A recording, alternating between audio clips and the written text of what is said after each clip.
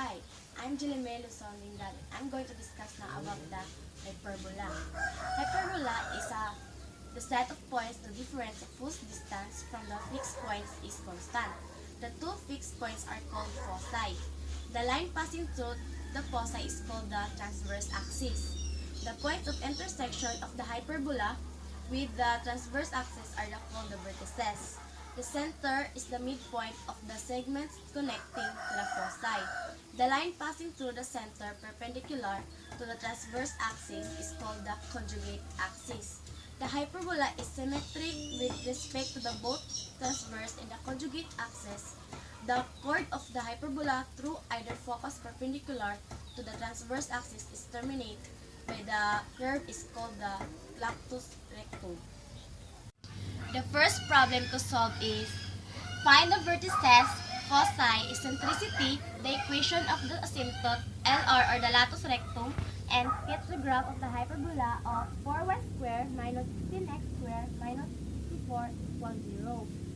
First, this equation is transpose this into standard form.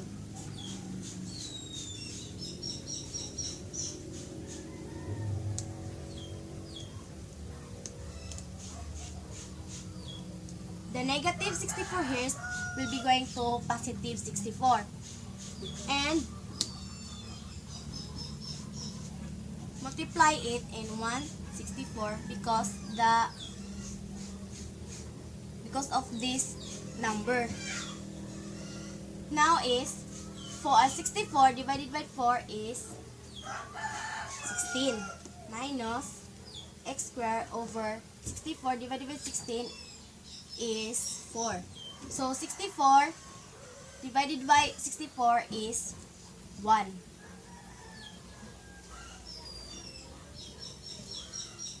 The center is at the origin and the transverse axis is in the y-axis. So the center is 0, 0 and the a square here is 16 which is here. And the square root of 16 is positive negative 4. And the base square here is 4 which is here.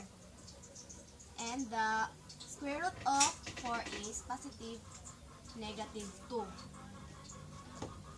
And the c square is equal to a square plus b square is equal to, the a square is 16 plus the b square is 4. So this is 20. So the square root of 20 is congruent to 4.42. 47 rather. The vertex one. Now the vertices. The vertices is the 0 and the positive negative 8. The vertex 1 here is 0 and a is 4, positive 4. And the vertex 2 is 0, negative 4. Next is the foci. The foci is positive, negative c, 0. So the foci 1 is square root of 20, which is the c is square root of 20. And 0. And the foci 2 is negative square root 20, 0. Then next is to find the endpoints of conjugate axis, which is the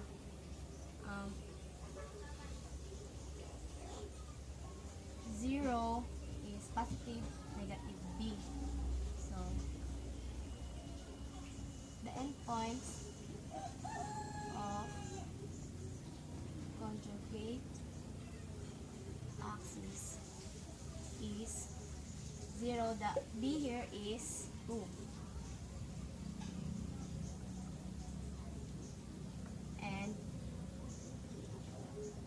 0, negative 2. The eccentricity, which is the c over a.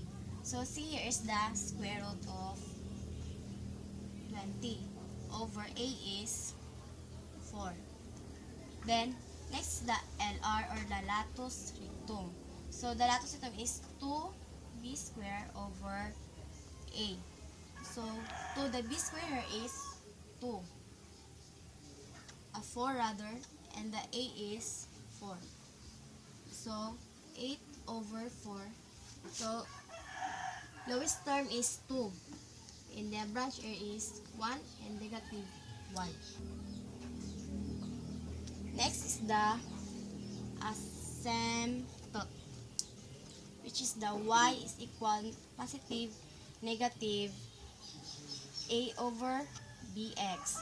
So the positive a over bx, the a is 4 and the b is 2x, and the negative a over bx is negative 4 over 2x.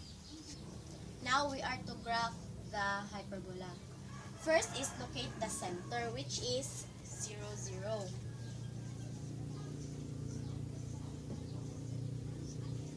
The next is the two vertices, which is the vertex 1 and the vertex 2. The vertex 1 is 0, 4. And the vertex 2 is 0, negative 2. Negative 4 rather.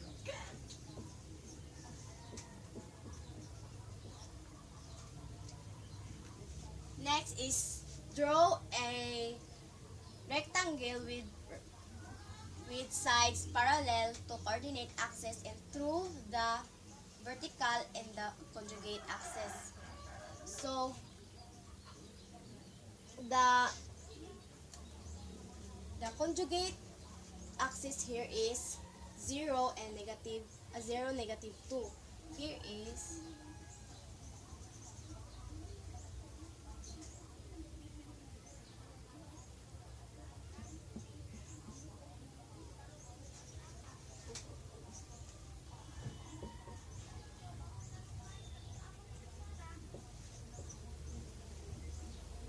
now through this we can draw a rectangle. So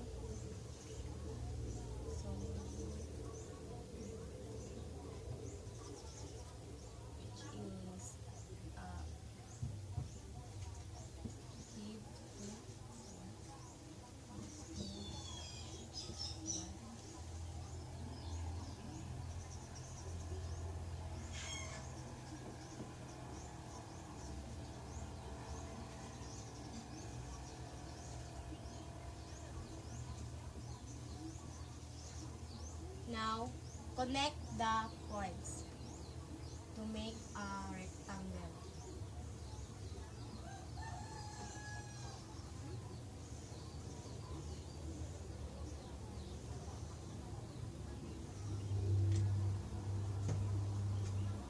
Then now draw a diagonals of rectangle and extend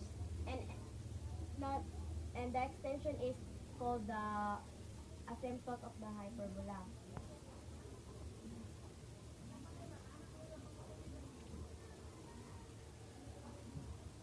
The extension here is called the asymptote of hyperbola. So down to upward is y over 4 over 2x, which is here.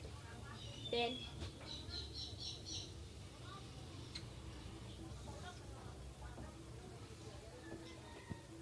upward to downward is y is equal to negative 4 over 2x. Then after now is we find the foci, which is the foci is the 0 square root of 20 is somewhere here.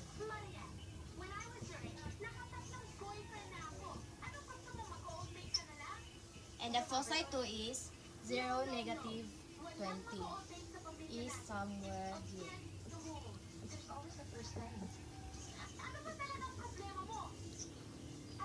Next is, before the graph of the hyperbola, we are going to locate the latus rectum, which is the latus rectum here is 1, negative 1. In the right side is, from the foci, we are going to add to the right in 1. So which is 1 is here. somewhere here. This is 1 square root of 20. And to the left is minus 1. Somewhere here. It is negative 1 square root of 20. And here is negative 1 and negative square root of 20. And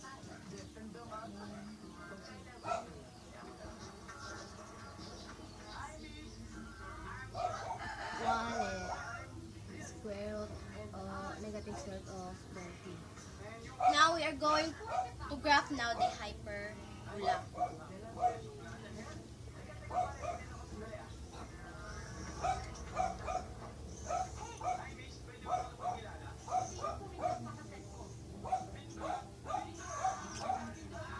Now, this is the center at the origin of the hyperbola.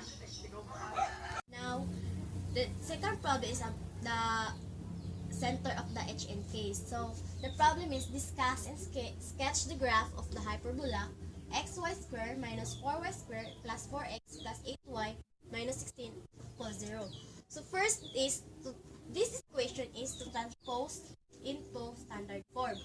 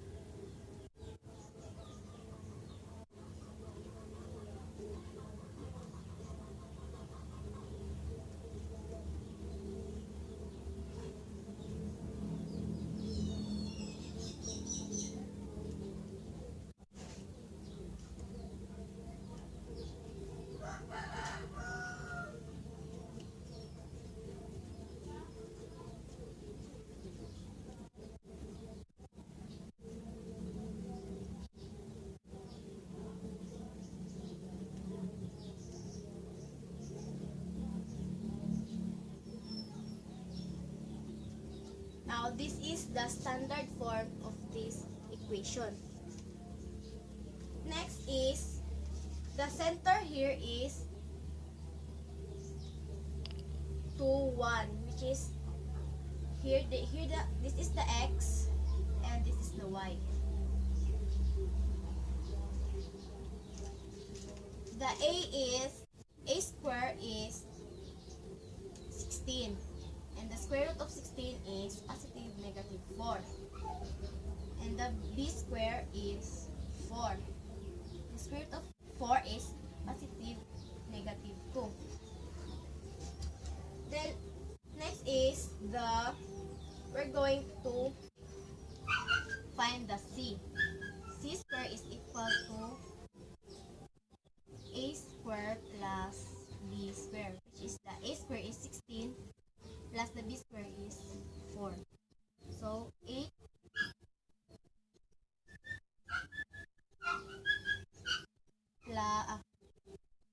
plus 16 plus 4 is 20 rather. So, the square root of 20 is congruent to 4.47.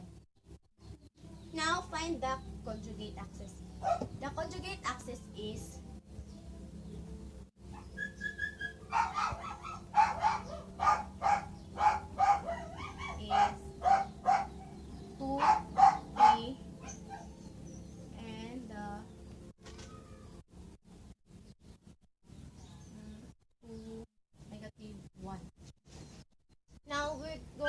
the foci.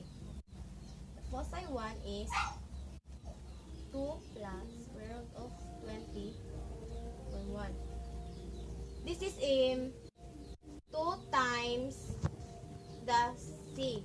The That's why the 2 plus square root of 2 and the foci 2 is 2 minus square root 21.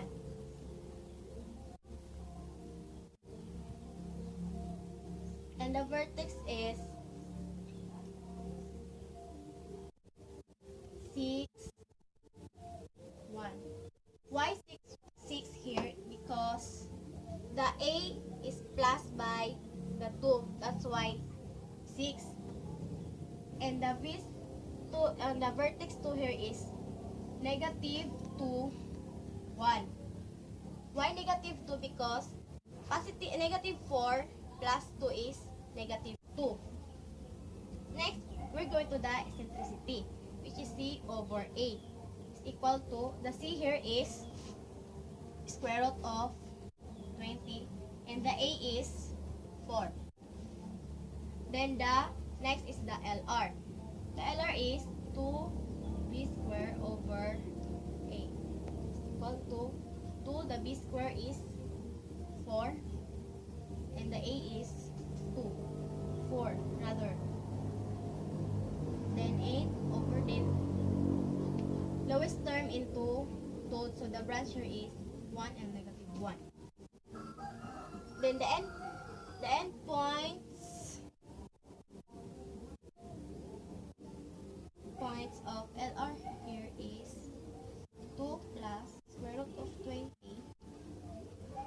and 2. Here is 2 plus square root of 20, 0. Here is 2 negative square root of 20, 0. Here 2 square root of 20 minus is 0. Next is, we are going to find the asymptote. Asymptote is y minus k equal positive negative b over a times x minus h. So in positive is y minus k is 1 equal to b is 2. 2 over 4. So a is 4. Then x, the h is 2. Y is, the k here is the y in the y axis, which is the y is 1, and the h is the 2 is the x axis. This is the 2. Then y minus 1 is 2 over 4 x minus 1 divided by 2 is 2y minus 2. Since you cancel this, within 2 is 1, so understood that x minus 2. Then 2y minus is equal to x minus 2 plus 2. So 2y is equal, you can cancel this, so x. Then divide it by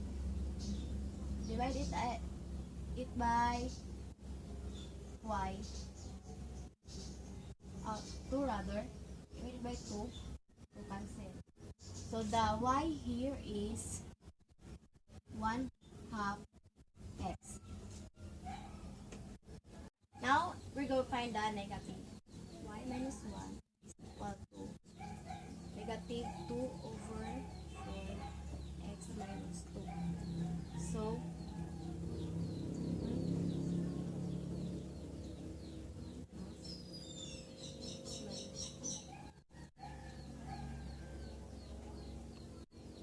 multiply by 2 equal to negative x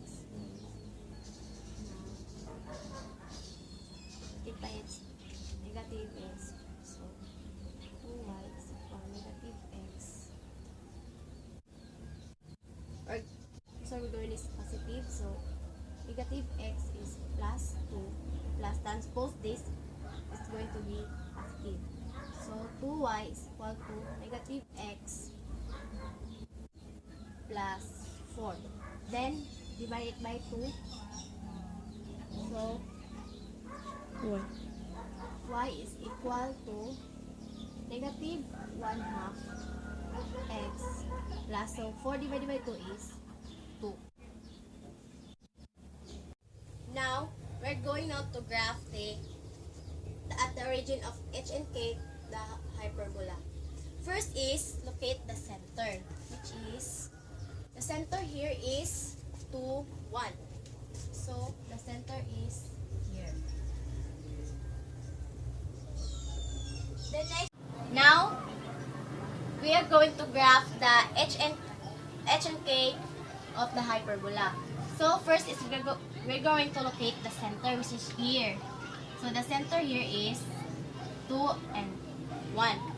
So, the next is the vertex, which is the 6 and 1. Here, vertex 6 and here. The vertex 2 is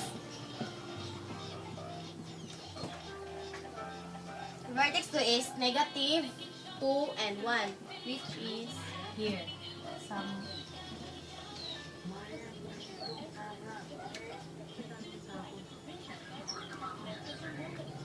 Now is we're going to draw a rectangle, but after that, we're going to find the conjugate axis, which is the conjugate axis here is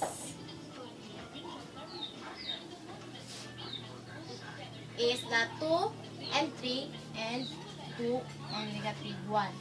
So, 2 and 3, so here. The conjugate axis is 2, 3 is here. And the last is 2, negative 1 in somewhere here.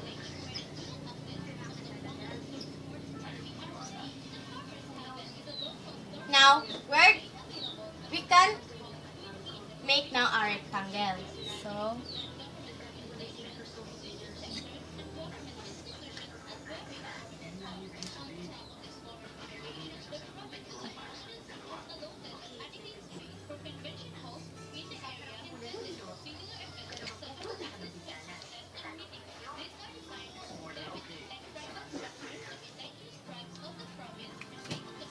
So, then now draw a diagonals of rectangle.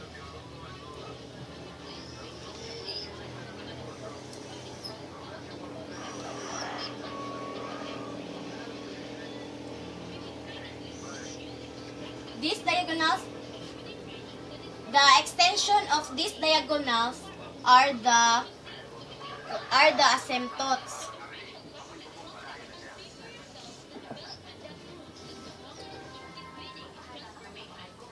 Now, from left to right is equal to negative 1/2 x plus 2. Then from right to left is where? Then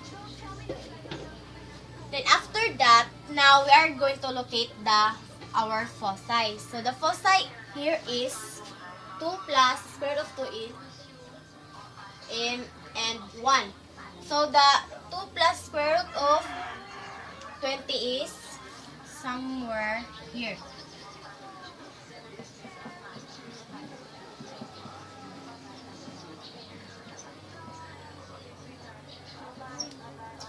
And the foci 2 is 2 minus square root of 21. So the square root at 2 minus square root of 20 is somewhere here.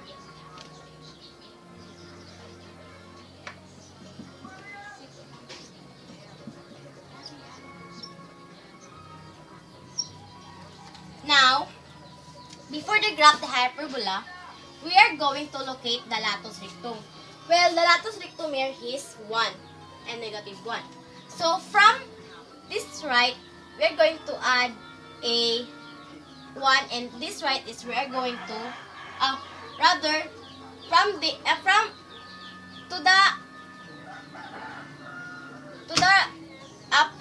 the upward is plus 1 and that to the downward is minus 1. So the lactose rectum here is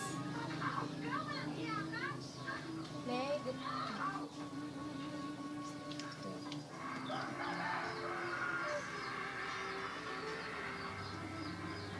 Somewhere here.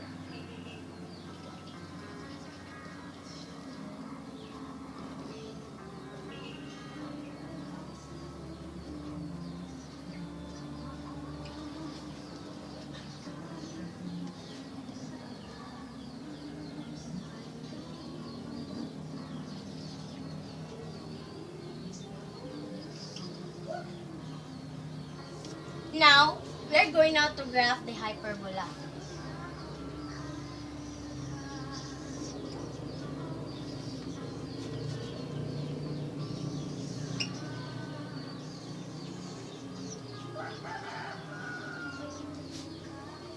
And this is the hyperbola of the region of H and K. And that would be all. Thanks for watching.